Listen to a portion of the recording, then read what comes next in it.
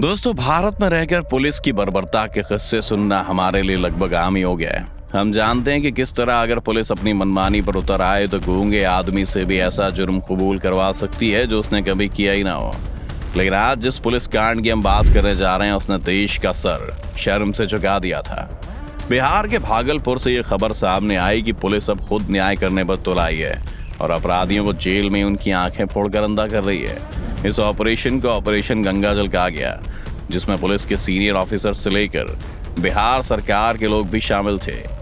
क्या था ये कांड और क्या इसके अपराधियों को कभी सजा हुई, जानेंगे हम आज की वीडियो में, तो अंत तक बने रहिएगा हमारे साथ। लेकिन वीडियो शुरू होने से पहले अगर आप चैनल पर नए हैं या आपने अभी तक चैनल को सब्सक्राइब नहीं किया है तो चैनल को सब्सक्राइब करना और बेल आइकन दबाना ना भूलें।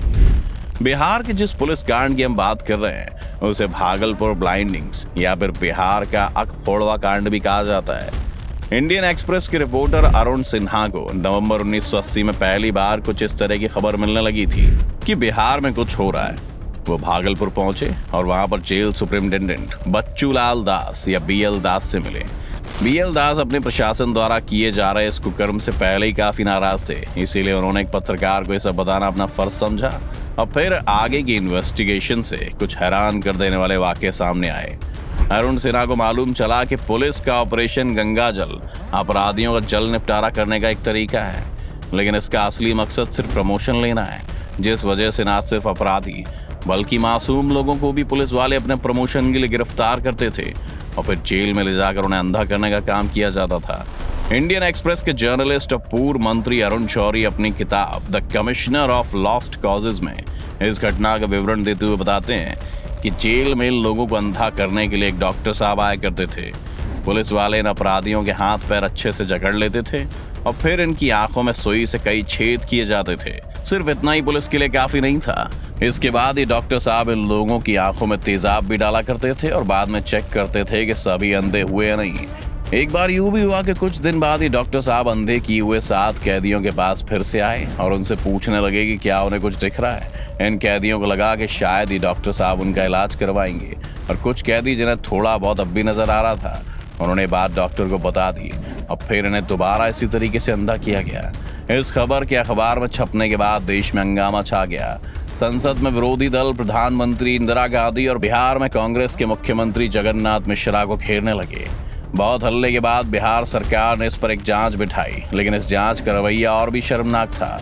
बिहार सरकार ने अंधे किए गए कैदियों के सामने कई सारे पुलिस वाले लोगों को खड़ा कर दिया और उनसे उन पुलिस वालों की पहचान करने के लिए कहा गया जिन्होंने उन्हें अंधा किया था। लेकिन भला अंधे आदमी कैसे बता पाते कि वो कौन से पुलिस वाले थे? बिहार सरकार का ये कहना था कि जो भी किया गया उसके बारे में सरकार को नहीं पता था और वो जांच कर रही है। बिहार पुलिस ने इस घटना पर बयान देते हुए कहा था कि इन लोगों को उन्होंने अंधा नहीं किया है, बल्कि पुलिस के मुताबिक ये लोग छटे हुए बदमाश थे। इनमें से कोई हत्या के मुकदमे का दोषी था, कोई रेप का, और इसलिए जनता ने इन्हें पकड़कर इस हाल में पुलिस स्टेशन के बाहर छोड़ दिया था। पुलिस ने ये बयान देकर इस घटना से अपना पल्ला झाड़ने की कोशिश तो की, लेकिन वो कभी इस सवाल का जवाब नहीं दे पाए कि अगर जनता ने इन अपराधियों को अंधा किया था तो क्यों सभी अपराधियों को एक ही तरह से अंधा किया गया। और दूसरा बड़ा सवाल ये था कि क्या बिहार के लोग जेब में तेजाब लेकर घूमते हैं कि जैसे ही कोई अपराधी दिखा उसे पकड़कर अंधा कर दिया। इन्वेस्टिगेशन अभी चल ही रही थी कि भागलपुर में एक अजीब खबर आई। खबर ये थी कि भागलपुर के लोगों और वकीलों ने पुलिस के इस कदम की सराहना की और वो सड़क पर पुलिस के समर्थन में उतर आए। इस बीच जर्नलिस्ट अरुण सिन्हा के लिए भागलपुर से रिपोर्टिंग करना मुश्किल हो गया और वो अपनी पहचान बदलकर इस घटना पर और जानकारियां इकट्ठा करते रहे। पुलिस और सरकार दोनों का ये कहना था कि उन्हें इस कांड के बारे में नहीं पता, लेकिन अरुण सिन्हा ने पता लगाया कि ऐसा नहीं था। अरुण सिन्हा के मुताबिक बिहार सरकार के कम से कम एक मंत्री को इस बारे में जानकारी थी, जिसने एक लेटर लिखकर पुलिस को इस बारे में वार्न भी किया था। लेकिन पुलिस महकमे की ओर से जवाब में लिखा गया कि क्राइम को रोकने का कोई दूसरा तरीका नहीं है। बिहार के आईजी ने तो भागलपुर के एसपी को इस काम के लिए पत्र लिखकर शाबाशी भी दी थी और उन्हें साथ में एक महंगी घड़ी भी गिफ्ट की थी।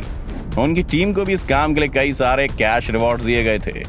बिहार के डीआईजी ने जुलाई 1980 में सीआईडी के डीआईजी एम.के. झा को भागलपुर में एक काबिल अफसर भेजने के लिए कहा था जो क्राइम को कम करने में उनकी मदद कर सके।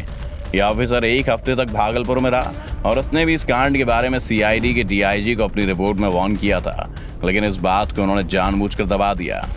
इस कांड के पूरी तरह सामने आने के बाद आनन फानन में बिहार सरकार ने 14 पुलिस वालों को सस्पेंड कर दिया था, लेकिन 3 महीने में उनकी सैलरी उन्हें दोबारा मिल गई। वहीं दूसरी ओर इस कांड को दुनिया के सामने लाने में मदद करने वाले जेल सुपरिंटेंडेंट BL दास के ऊपर सरकार ने सख्त रुख अपनाया। उन्हें यह कहकर सस्पेंड कर दिया गया कि उन्होंने बिना परमिशन के क्यों एक जर्नलिस्ट से बात की। सरकार ने बाद में इस पूरे कांड का मास्टरमाइंड भी BL दास को बनाने की कोशिश की, लेकिन अरुण सिन्हा के सबूतों ने उनके इस प्लान को फेल कर दिया। जब ये केस सुप्रीम कोर्ट में गया तब कोर्ट ने भी सरकार को और पुलिस को फटकार लगाई। कोर्ट ने यह भी कहा कि वो इन कैदियों की आंखें तो वापस नहीं ला सकते, लेकिन उन्होंने इन्हें 15,000 रुपये मुआवजे के तौर पर देने और जीवन भर 500 रुपये की पेंशन देने का हुक्म बिहार सरकार को दिया। 15,000 रुपये और 500 रुपये प्रति महीना की पेंशन, ये थी बिहार में इस वक्त एक आम इंसान की कीमत। इस कांड में अंधे हुए लोग आज भी जिंदा हैं। 1980 के इस कांड से गुजरे ज्यादातर लोग आज भी जिंदा हैं। ये लोग अंधे हैं, इसलिए कोई काम नहीं कर सकते और 500 रुपये महीना की पेंशन से अपना गुजारा नहीं चला पा रहे हैं। 90 के दशक में इस पेंशन को बढ़ाकर 750 रुपये कर दिया गया था, लेकिन हम सभी जानते हैं कि एक महीने के लिए इतना पैसा इस महंगाई में काफ़ी नहीं है। ऊपर से तो कई लोगों ने ये भी शिकायत बार बार की है कि उनकी पेंशन को बीच बीच में सरकारी अफसर खा जाते हैं और उन्हें हर महीने नहीं बल्कि 2 या 3 महीने में एक बार ही पेंशन दी जाती है। ऊपर से सरकार की बेशर्मी उस वक्त इस लेवल पर थी कि उन्होंने इंडियन एक्सप्रेस अखबार को ही इस खबर को ना छापने के लिए कहा था, क्योंकि उनका मानना था कि इस खबर के सामने आने से अंतर्राष्ट्रीय स्तर पर भारत की बदनामी होगी। अपने ही देश में रह रहे लोगों की आंखें फोड़ने वाले लोगों को अचानक से अपने देश की छवि की चिंता होने लगी थी। एक और शर्मनाक बात यह है कि सरकार ने बाद में CID के DIG और बिहार पुलिस के DIG को सजा देने के नाम पर कई से भी जरूरी डिपार्टमेंट्स को जिम्मेदारी दी। भागलपुर के SP को भी तबादला कर रांची का SP बना दिया गया। खैर, इस बारे में तो काफी बात की जा सकती है दोस्तों, लेकिन आपका क्या मानना है? क्या इन पुलिस वालों को और सजा मिलनी चाहिए थी या नहीं? आप क्या मानते हैं कि उन्होंने जो किया वो सही किया क्या? अपनी राय में कमेंट सेक्शन में बताना मत भूलिएगा।